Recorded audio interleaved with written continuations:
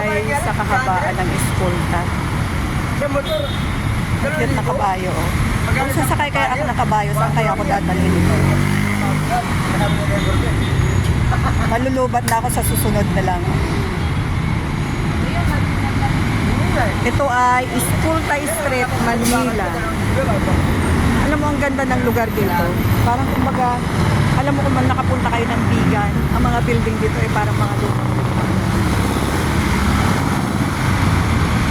Horse! Friend tayo, friend! Friend tayo. Ayan. Ito yung Escolta Street. Pag lumiko ka doon, papunta doon, Quiapo mo yun.